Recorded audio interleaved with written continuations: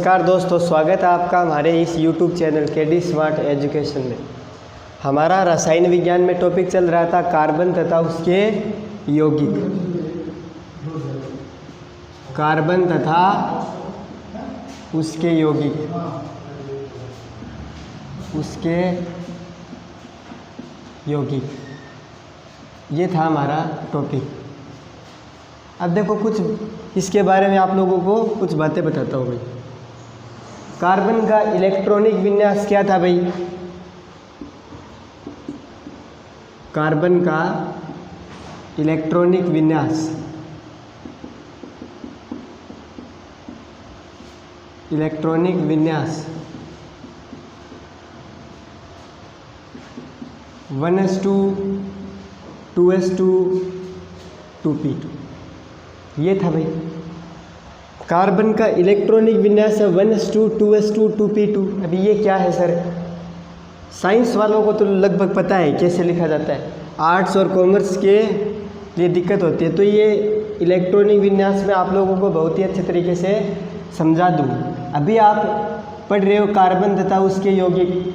जब हमारा chapter start होगा परमाणु तथा उसकी संरचना, उस टॉपिक के अंदर आप लोगों को इलेक्ट्रॉन, प्रोटॉन, न्यूट्रॉन कैसे काउंट करते हैं, इलेक्ट्रॉनिक विन्यास कैसे लिखते हैं, संयोजकता कोष कौन सा होता है, ये सब बातें उस चैप्टर में बता दी जाएगी। और 1 से लेकर 30 तक के जो तत्व है मैंने कहा था, वो मैं इस चैप्टर में आप लोगों को याद करवा दूँगा। पहले देखो कार्बन पढ़ रहे हैं तो कार्बन के बारे में कुछ नॉलेज होना चाहिए आप लोगों को। तो कार्बन का इलेक्ट्रॉनिक विन्यास 1s2 2s2 2p2। अब देखो इसके अंदर संयोजकता कोष एक होता है, संयोजकता कोष। संयोजकता कोष क्या होता है भाई? संयोजकता कोष, इसको अगर दूसरा नाम देखिए तो इसको बोलते हैं बाहरी कोष। बाहरी कोष, आउटर सेल। अब देखो ये क्या होता है भाई? किसी परमाणु का बाहरी सेल ही क्या होता है? संयोजकता कोष। अब पता कैसे चलेगा कि कौन सा इसका आउटर सेल है, कौन सा इनर सेल है, कौन सा आंतरिक कोष है, कौन सा? अब जो बाहरी सेल होता है उसी को क्या बोलते हैं? संयोजकता कोष, यानी बाहरी। अब पता कैसे चलेगा? देखो पता चलता है इलेक्ट्रॉनिक विन्यास से, और वो आप लोगों को लिखना आना चाहिए। अब आप पढ़ रहे हो कार्बन, तो इस कार्बन के अंदर आप याद रखना बाहरी कोष में इसे थोड़ा नॉलेज दे देता हूँ आप लोगों को। जैसे ही हमारा चैप्टर स्टार्ट होगा कार्बन तथा उसके यौगिक, उसके अंदर आप लोगों को इलेक्ट्रॉनिक विन्यास ये वगैरह सब अच्छे तरह से याद करवा दिए जाएंगे। देखो ये देखो 1s2 लिखा है मैंने, ये देखो 1 और ये 2, ये भी 2। तो पहला कोष होता है, 1 होता है, उसको बोलते हैं प्रथम कोष। भाई 1 लिखा है तो 1 का पर फर्स्ट ही होता है, तो ये है प्रथम कोष, प्रथम कोष। अब देखो यहाँ पर 2 लिखा हुआ है, यहाँ पर भी 2 लिखा है, तो ये दोनों क्या है? द्वितीय कोष। ये कौन से हो गए? द्वितीय कोष। अब आगे कुछ है नहीं। अगर 3 कोई मान लो ऐसे होता 1s2 2s2 2p2, आगे मान लो ये हो जाता 3s2, तब तो ये हो जाता 3 तृतीय कोष। तो कार्बन का इलेक्ट्रॉनिक विन्यास इतना ही होता है। तो इसके अंदर कोष ही 2 है। 1 नंबर देखकर आपको पता चल गया ये प्रथम कोष है, और इसमें भी 2, इसमें भी 2, ये दोनों क्या है? द्वितीय कोष। अब देखो कोष इसके अंदर 2 है, तो बाहरी कोष को पता कैसे चलेगा भाई? प्रथम तो अंदर वाला हो गया, और बाहरी कोष कौन सा हुआ? द्वितीय कोष। मान लो यहाँ पर तृतीय कोष होता तो वो होता उसका बाहरी कोष। अब इसकी कार्बन के अंदर का इलेक्ट्रॉनिक विन्यास यही है 1s2 2s2 2p2, तो बाहरी कोष कौन सा हुआ? ये द्वितीय कोष। तो इसको बोलते हैं बाहरी कोष, बाहरी कोष। इसका और नाम क्या है भाई? संयोजकता कोष, संयोजकता कोष। अब देखो संयोजकता कोष ये रहा, अब ये दो ये लिखा है मैंने 2 2 2। अब इसको काउंट करके देखो 2 + 2 + 2 कितने आ रहे हैं भाई? ये देखो इलेक्ट्रॉन को दर्शाता है। जो आप लिखते हो 1s2 यानी 1s तो कक्षक है और इसके आपने लिखा है 2 तो ये 2 इलेक्ट्रॉन को दर्शाता है। देखो 2 इलेक्ट्रॉन इसमें, 2 4 और 2 6, तो इसके अंदर कितने इलेक्ट्रॉन है? 6 इलेक्ट्रॉन। तभी तो नाम पड़ा है कार्बन का इलेक्ट्रॉनिक विन्यास। भाई इलेक्ट्रॉनों का विन्यास ये क्या होता है? इलेक्ट्रॉनिक विन्यास। तो इसके अंदर कितने इलेक्ट्रॉन है? 6 इलेक्ट्रॉन। भाई ऊपर वाले 2 2 4 2 6 6 इलेक्ट्रॉन। अब देखो कार्बन मैंने बताया था कार्बन का सीरियल नंबर कितना होता है? Serial number 6। भाई कार्बन एक उदासीन परमाणु किस दर्शाते किसको है? कार्बन को C से। अब कार्बन को C से दर्शाते हैं। इलेक्ट्रॉनिक विन्यास कितना है? सीरियल नंबर इसका 6 और सीरियल नंबर को ही क्या बोलते हैं? परमाणु क्रमांक। परमाणु क्रमांक। अब देखो ये परमाणु इस कार्बन के ऊपर कोई प्लस चार्ज है या नहीं? भाई ये कार्बन मैंने लिखा है, इस पे प्लस चार्ज लगा दिया। एक मैंने लिखा ये कार्बन माइनस और एक मैंने उदासीन।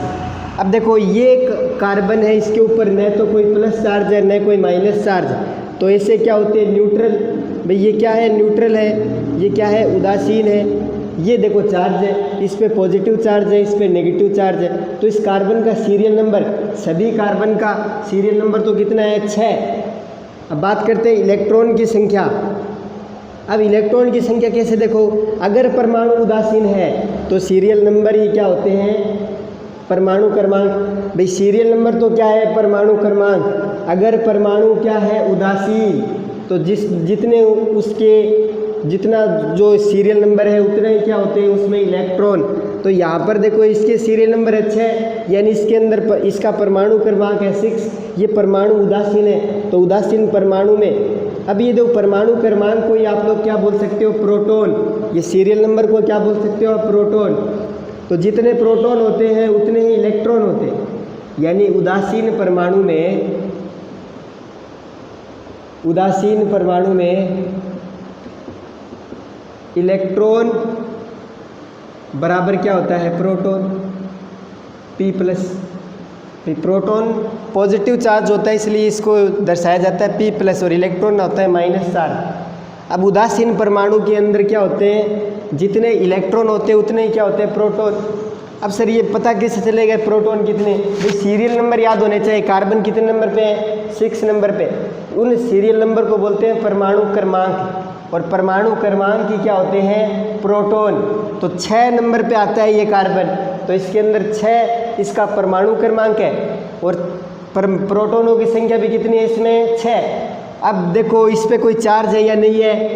अब देखो ये यहाँ पर आगे लिख सकते हो आप सीरियल नंबर, ये इक्वल होते हैं सभी उदासीन परमाणु। अब देखो यहाँ पर ये उदासीन परमाणु है तो इलेक्ट्रॉन कितने हुए इसके अंदर है? 6, क्योंकि परमाणु के ऊपर न कोई चार्ज है तो कितने हो गया? 6। अब बात करते हैं इस कार्बन प्लस पर। देखो प्लस आ गया तो कम हो गया। अगर प्लस है तो इलेक्ट्रॉन कम करना है। अब एक प्लस है तो एक इलेक्ट्रॉन कम कर दो। यहाँ पर 6 इलेक्ट्रॉन, तो इस कार्बन के अंदर कितने इलेक्ट्रॉन हो जाएंगे? 5 इलेक्ट्रॉन। और इस कार्बन के देखो माइनस आ गया, माइनस का मतलब होता है बढ़ोतरी, तो एक माइनस है तो इलेक्ट्रॉन कितने हो गए इसमें? 7 इलेक्ट्रॉन। जो 6 तो पहले ही था। अब माइनस का मतलब बढ़ना और प्लस का मतलब घटना। यहाँ पर +2 होता तो यहाँ पर इलेक्ट्रॉन कितने होते हैं? 4। तो ये थोड़ी बेसिक बातें हैं। अगर ये नहीं समझ में आया तो जैसे ही परमाणु हमारा चैप्टर स्टार्ट होगा उसके अंदर बताया जाएगा। अभी हमारा चल रहा है कार्बन तथा उसके यौगिक। अब देखो, अब बात करता हूँ, देखो मैं बात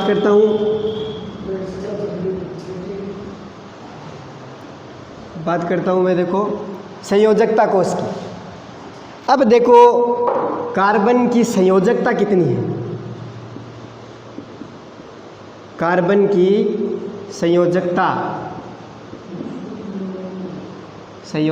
इंग्लिश में क्या बोलते हैं इसको? वैलेंसी। भाई कितनी है? बाहरी कोश में जितने भी इलेक्ट्रॉन होते हैं उनको बोलते हैं संयोजी इलेक्ट्रॉन, उन्हीं को क्या बोलते हैं, संयोजकता।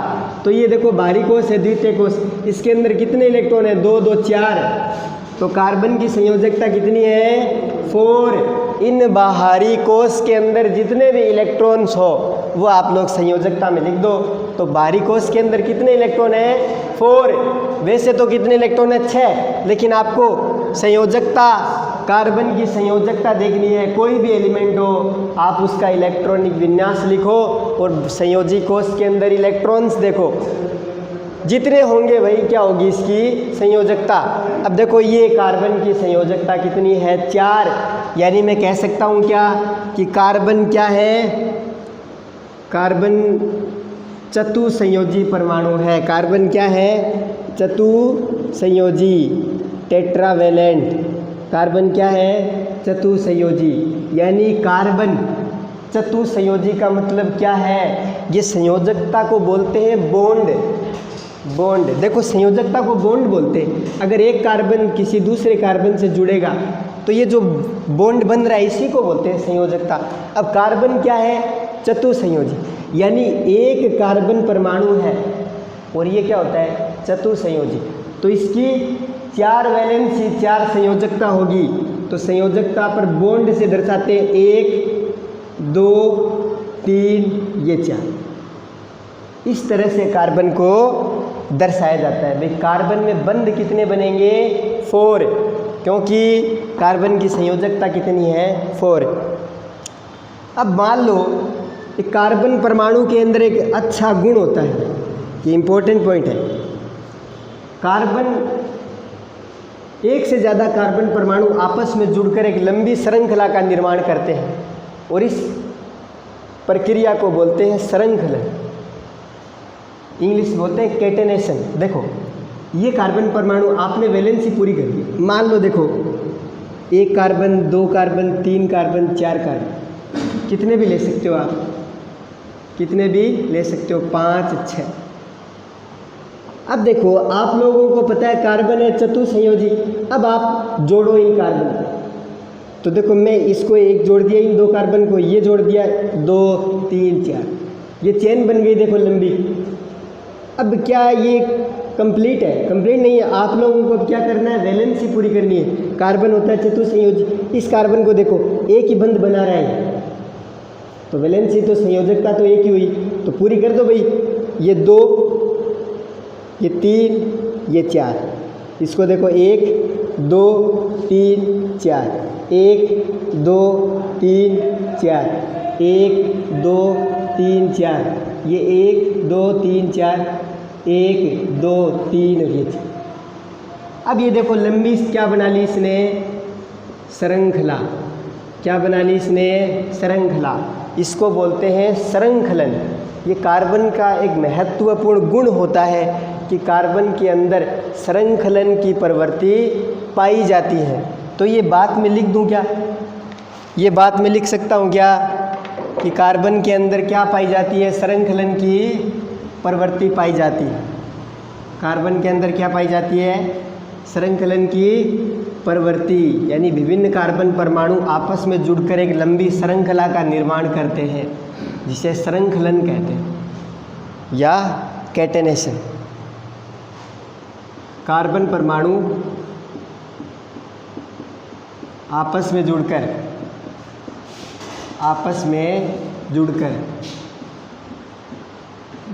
श्रृंखला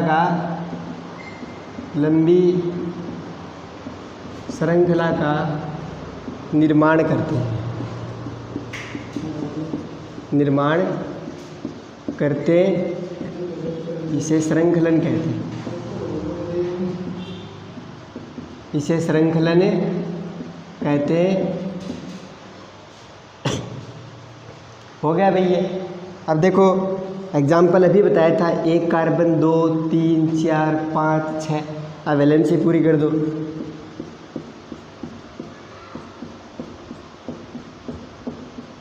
ये लो, इसको क्या बोलते हैं, कैटेनेशन, श्रृंखलन। ये कार्बन का क्या होता है, विशिष्ट गुण होता है, इंपॉर्टेंट है, पूछ सकता है एग्जाम में, कार्बन का एक विशिष्ट गुण बताइए। इसमें श्रृंखलन की प्रवृत्ति पाई जाती है, मैक्सिमम श्रृंखलन इसी के अंदर पाई जाती है। और कोई ऐसा एटम नहीं है जिसके अंदर इस तरह की जो श्रृंखला बना सकता है। ये विवर्त श्रृंखला, तिर्यक श्रृंखला, सिंगल श्रृंखला, कुछ भी बना सकता है, सैचुरेटेड, अनसैचुरेटेड। अब देखो बात करता हूँ कार्बन में इलेक्ट्रॉनिक विन्यास आप लोगों ने लिख लिया। अब इलेक्ट्रॉनों का वितरण क्या हुआ, अगर ये भी पूछ सकता है इलेक्ट्रॉन का वितरण। अब इलेक्ट्रॉनिक विन्यास क्या था भाई, इलेक्ट्रॉनिक विन्यास क्या था, 1s2 2s2 2p2। अब इलेक्ट्रॉनिक वितरण क्या है, यही है। अब ये देखो ये क्या है, अब ये था प्रथम फर्स्ट सेल प्रथम कोश, ये है सेकंड सेल। अब उन्होंने क्या किया देखो वितरण में उन्होंने क्या किया देखो, ये जो फर्स्ट सेल के अंदर 2 इलेक्ट्रॉन है इसको लिख दिया 2। अब ये सेकंड सेल है पूरा, तो सेकंड सेल के अंदर जितने भी इलेक्ट्रॉन है उन्होंने काउंट करके लिख दिया 4। इसको बोलते हैं इलेक्ट्रॉन वितरण। तो ये जो बाहरी होता है ये आउटर सेल का तो है, इसी को बोलते हैं संयोजकता। तो उम्मीद करता हूँ यहाँ तक समझ में आ गया है, चाहे तो आप इसका स्क्रीनशॉट ले सकते हो। अब बात करते हैं आगे की,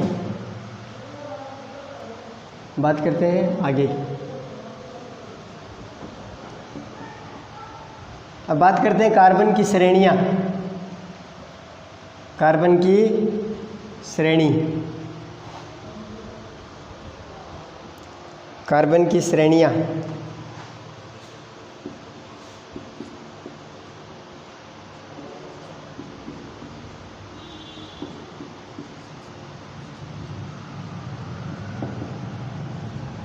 कार्बन की श्रेणियाँ भाई 3 होती हैं।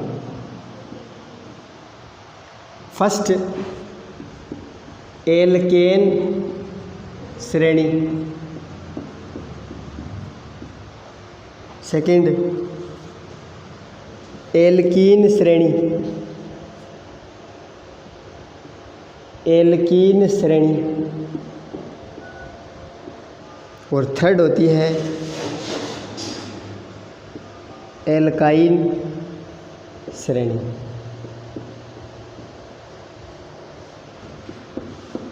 कौन सी श्रेणी होती है भाई, एक होती है एल्कीन श्रेणी, एल्केन श्रेणी और एल्काइन श्रेणी। अब एल्केन श्रेणी क्या है, एल्कीन श्रेणी क्या है और एल्काइन श्रेणी क्या है समझो। देखो मैं सभी में 2 कार्बन लिख रहा हूँ, 1 2, ऐसे एग्जाम्पल से समझा रहा हूँ। इसमें भी मैंने 2 कार्बन लिखे और इसमें भी मैंने 2 कार्बन।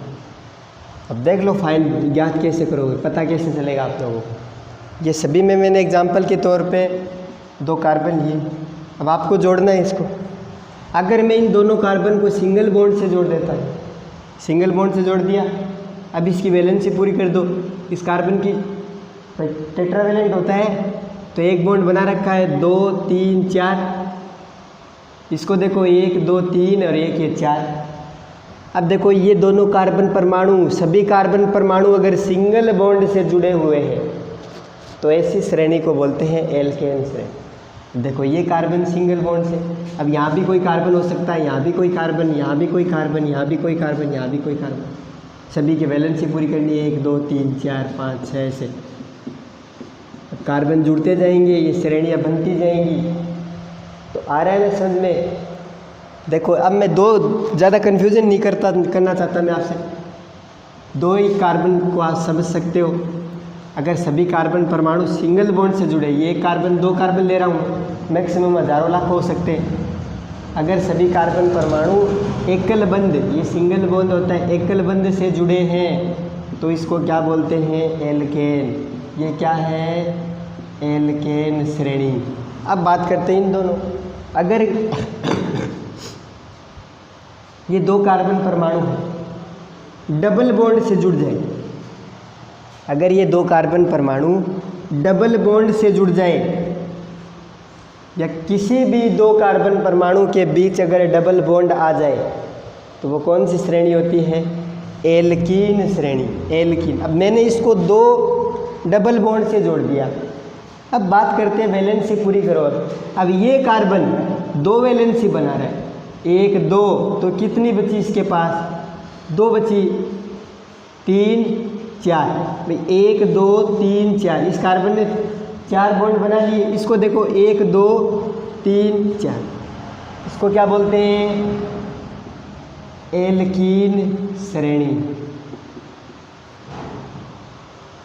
अगर कोई भी दो कार्बन, कोई भी दो, ये जरूरी नहीं है कि सभी होने चाहिए, कोई भी, अगर आज कोई 2 कार्बन परमाणु डबल बॉन्ड से जुड़े हैं, भाई सिंगल बॉन्ड के अंदर तो कोई लफड़ा ही नहीं है, सभी कार्बन परमाणु सिंगल बॉन्ड से अटैच होंगे।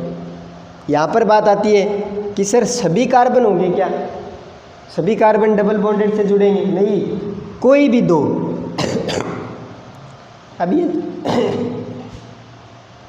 अब ये जुड़ गया भाई डबल बॉन्ड से। ये देखो, कोई भी 2 कार्बन परमाणु अगर डबल बॉन्ड से जुड़े हैं तो बोलते हैं उसको एल्कीन श्रेणी। अब बात आती है एल्काइन श्रेणी की। अब मान लो मैं इस दोनों कार्बन को ट्रिपल बॉन्ड से जोड़ देता हूँ भाई, 3 बंद, 1 2 3, ये 3 बंद बना दिए मैंने इन 2 कार्बन के बीच। अब इस कार्बन की वैलेंसी देखो कितनी हुई, 1 2 3 और 1 4,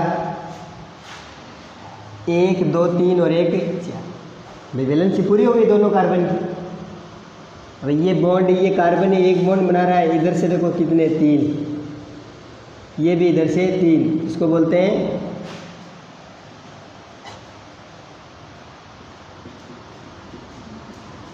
एल्काइन श्रेणी। तो इससे निष्कर्ष क्या निकला भाई? स्क्रीनशॉट लीजिए। ले लिया भाई सभी ने स्क्रीनशॉट। अब देखो मैं ये बता देता हूँ, जो सभी कार्बन परमाणु सिंगल बॉन्ड से जुड़े हैं, ये एल्केन श्रेणी को एक दूसरा नाम है, इसको बोलते हैं संतृप्त। संतृप्त श्रेणी। ये क्या होते हैं? संतृप्त होते हैं, सैचुरेटेड। इंग्लिश में क्या बोलते हैं? सैचुरेटेड। जिसके अंदर सिंगल बॉन्ड प्रेजेंट है कार्बन के अंदर, इनको बोलते हैं संतृप्त श्रेणी। और ये जो एल्कीन और एल्काइन है, जिसके अंदर डबल बॉन्ड या ट्रिपल बॉन्ड प्रेजेंट है, इन दोनों श्रेणियों को बोलते हैं असंतृप्त।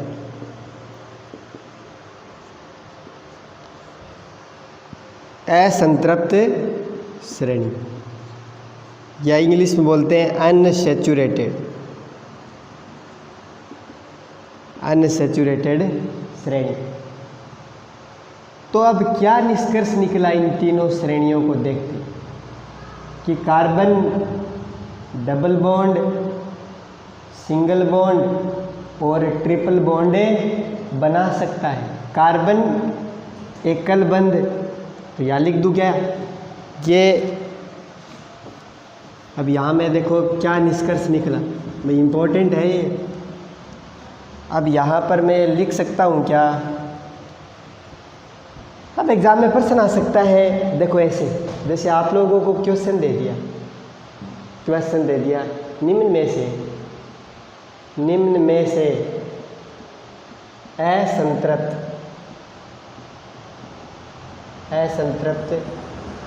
श्रेणी है।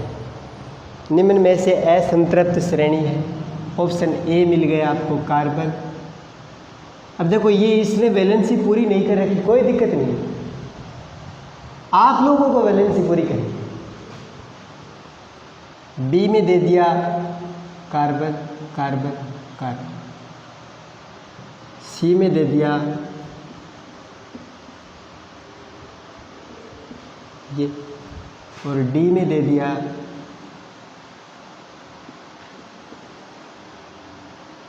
अब बैलेंस में पूरी कर देता हूँ।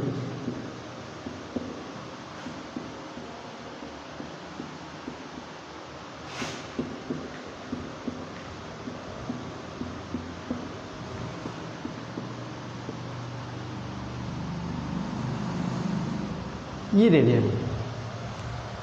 पूछा है निम्न में से असंतृप्त श्रेणी है। तो भाई असंतृप्त श्रेणी के अंदर आप लोगों को डबल बॉन्ड मिल जाएगा या तो यह क्या मिल जाएगा, ट्रिपल बॉन्ड मिल जाएगा। तो इधर देखो सभी सिंगल बॉन्ड है, तो ये तो असंतृप्त हो नहीं सकती। ये क्या है, संतृप्त। इसमें देखो सभी सिंगल बॉन्ड है, तो ये भी क्या है, संतृप्त। इसमें देखो सभी सिंगल बॉन्ड है, ये भी क्या है, संतृप्त। इसमें देखो यहाँ पर डबल बॉन्ड आ गया, तो ये क्या है, असंतृप्त। तो आपका आंसर क्या आ जाएगा, डी। तो इस तरह से क्वेश्चन पूछे जाते हैं। अब एक बात लिख सकता हूँ क्या, अब देखो कार्बन ट्रिपल बॉन्ड भी बना रहा है, डबल बॉन्ड भी बना रहा है और सिंगल बॉन्ड भी बना रहा है। तो लिख सकता हूँ क्या, कार्बन एकल बंध कोमा द्विबंध